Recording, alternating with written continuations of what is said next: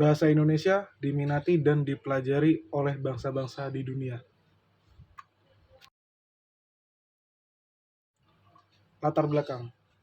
Sejak 16 Desember 1959 pada 28 Oktober diperingati sebagai Hari Sumpah Pemuda, yaitu hari nasional ditetapkan oleh pemerintah Indonesia melalui Kepres nomor 316 tahun 1959. Bahasa Indonesia adalah bahasa pemersatu bangsa Indonesia. Bahasa Indonesia diresmikan penggunaannya setelah proklamasi kemerdekaan Indonesia, tepatnya sehari sesudah, yaitu pada tanggal 18 Agustus 1945, bersamaan dengan berlakunya konstitusi. Indonesia merupakan negara berkembang yang dikenal dengan jumlah penduduk terbanyak peringkat keempat di dunia. Apalagi Indonesia saat ini tengah disorot karena keberhasilannya menyelenggarakan pesta olahraga atau Asian Games di 2018. Indonesia menjadi tuan rumah yang baik dan berhasil menempati posisi keempat perolehan medali dari 45 negara. Dengan prestasi yang membanggakan, Indonesia kini sudah mulai dilirik oleh negara lain, mulai dari kebudayaan, bahasa, suku, ras, bahkan kuliner. Penurunan bahasa yang ramah dan santun membuat banyak orang dari berbagai negara ingin mempelajari bahasa Indonesia.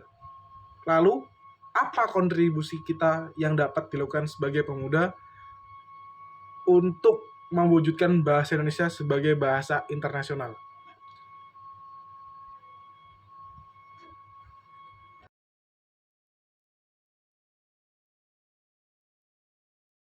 Rumusan masalah.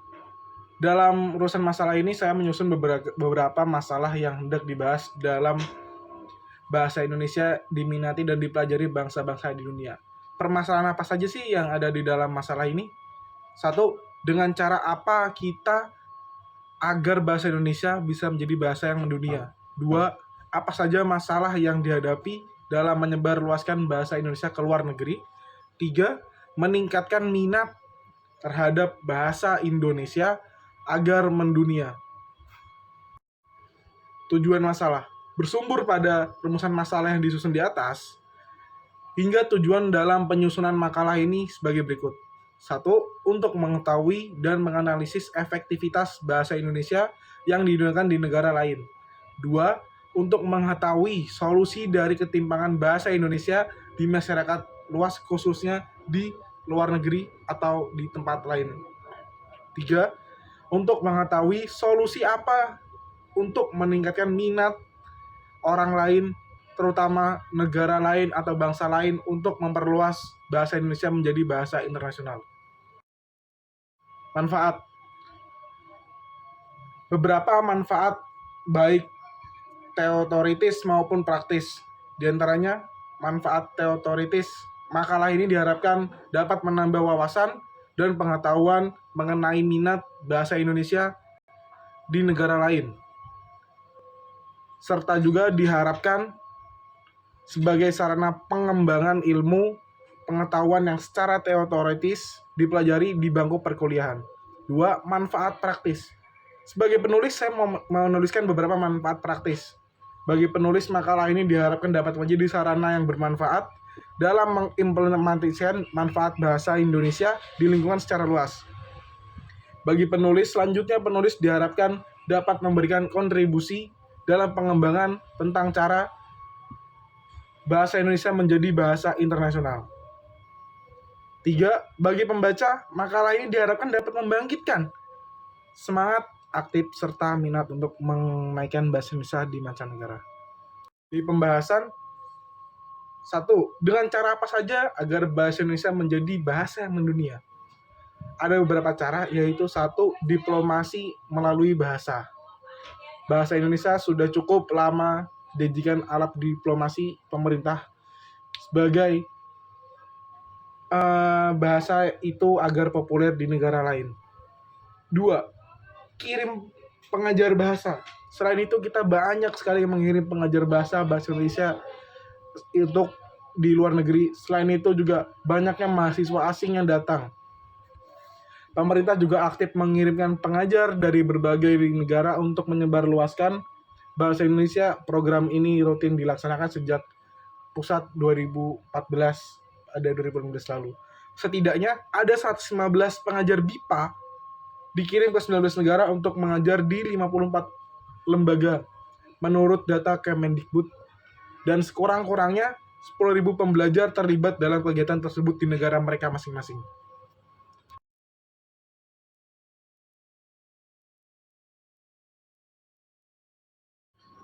Masalah apa saja sih yang kita hadapi dalam menyebarluaskan bahasa Indonesia? Banyak sekali manfaat. Seiring perkembangan zaman, bahasa Indonesia baik yang sudah benar jarang digunakan dari terutama kalangan remaja. Adanya bahasa gaul atau bahasa tidak baku. Lebih mudah digunakan, mereka melupakan kaidah bahasa sesungguhnya. Inilah problematika bagi kita sebagai remaja yang banyak menggunakan bahasa-bahasa gaul atau bahasa-bahasa yang kita mengerti untuk kita saja, yang tidak pernah menggunakan bahasa baru. Lalu, ada beberapa cara untuk meningkatkan minat terhadap bahasa Indonesia.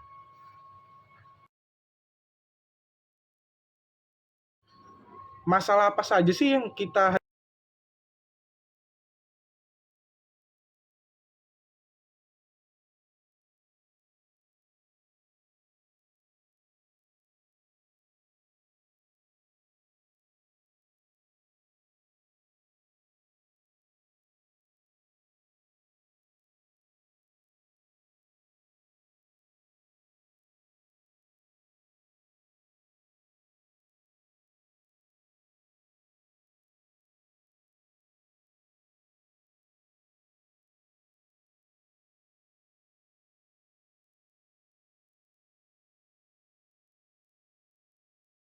kesadaran diri untuk menggunakan bahasa Indonesia yang baik dan benar. Pepatah mengatakan, bahasa menunjukkan bangsa. Maka, untuk mengetahui dan mewujudkan identitas bangsa, kita harus menjunjung tinggi bahasa nasional untuk mengatasi pergeseran bahasa Indonesia yang sudah parah. Diperlukan usaha bersama semua pihak agar menumbuhkan rasa bangsa terhadap bahasa Indonesia.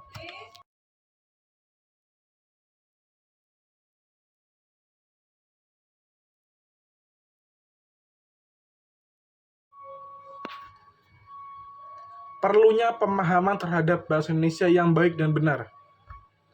Bahasa Indonesia yang baik, bahasa Indonesia yang benar, itu adalah contoh salah satu kita untuk menyontohkan terhadap masyarakat luas atau dunia luar atau warga asing, baik warga asing yang bermain ke tempat kita, turis-turis asing, maupun kita yang pergi ke luar negara kita. Kita memberi contoh yang benar dalam memberikan bahasa baku Indonesia yang baik dan benar. Lalu menurut di pembahasan saya, diperlukannya adanya undang-undang kebahasaan. Dengan adanya undang-undang pengguna bahasa, diharapkan masyarakat Indonesia mampu menaati kaidah agar tidak mencintai bahasa gaul di negeri sendiri.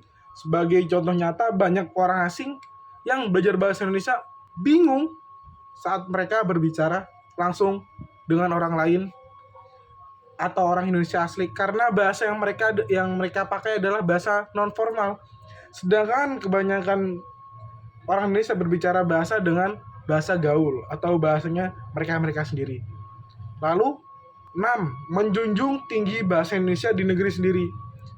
Apabila kita mendalami bahasa menurut fungsinya, yaitu sebagai bahasa nasional dan bahasa negara, maka bahasa Indonesia merupakan bahasa pertama dan utama di negara Republik Indonesia. Bahasa daerah yang berada di dalam wilayah Republik Indonesia bertugas sebagai penunjang bahasa nasional, sumber bahan pengembangan bahasa Indonesia, dan bahasa pengantar membantu pada tingkat permulaan di sekolah dasar di daerah tertentu untuk memperlancar pengajaran bahasa Indonesia di mata pelajaran ini. Penutup, untuk kesimpulan yang kita dapat ambil dari peminatan bahasa Indonesia adalah, bagi kita sebagaimana kita remaja, wajib sekali untuk mempelajari bahasa Indonesia secara baku. Terus mengupayakan berbahasa bahasa Indonesia yang baik dan benar, agar dunia luar maupun mencontoh bahasa secara baik dan benar, serta menjadi bahasa utama mereka. Sarannya, Menurut saya, marilah kita belajar bahasa Indonesia dengan baik dan benar. Segala gejala bahasa yang dapat menghambat pertumbuhan dan perkembangan bahasa Indonesia dianggap sebagai penyimpangan terhadap bahasa. Kurangnya kesadaran mencintai bahasa di negeri sendiri berdampak kepada tergilasnya atau lunturnya bahasa Indonesia dalam pemakaian di masyarakat, terutama di kalangan pemuda. Terima kasih. Assalamualaikum warahmatullahi wabarakatuh.